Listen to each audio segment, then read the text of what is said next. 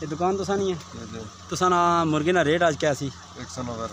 तुसा ने शिकायत है गई है कि तुसा 300 280 260 नहीं सर तो गवर्नमेंट ना रेट आज क्या है तुसा क्या पता है गवर्नमेंट ना रेट 117 रुपये 117 रुपये तो दूसरा जड़ा है गोश्त ना 117 रुपये रेट तो ये हो गया ना जिंदा ना तो जड़ा गोश्त ना रेट है रेट लिस्ट का उसी तकरीबन 175 रुपये 175 रुपये रेट चलना पे तुम 190 रुपये लाने लगे इस सर असा को साफ सुथरा लेने किलो पूरा लेने सारे साफ सुथरा नहीं सारे साफ सुथरा देने लेकिन ये तुसा ना रेट हमेशा तुसा ना रेट तुसा ने हुन शिकायत गई है कम अज कम 10 बंदियां गल आती है जी कि खालिद साहब जनाब उन्होंने रेट जड़ा नहीं सर बहुत ज़्यादा है 250 260 280 रुपये रेट जाना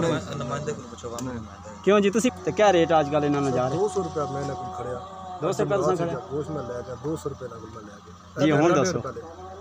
फैसला इत्थे ही हो जाना तुसा 175 रुपये गवर्नमेंट ना रेट आया पर्ची असा कोल मौजूद है 190 रुपये सर देने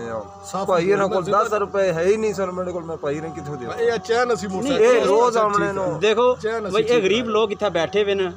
आमने तुसा कोल गोश्त लेने वास्ते तुसी इन्होंने खून निचोड़न लगे भी हो 125 रुपये किलो पीछे तुसी कमान लगे हो अगर मान जाना तो कितने पैसे तुसा दिहाड़ी 100 ग्राम कमाने सफाई साड़ी नहीं होने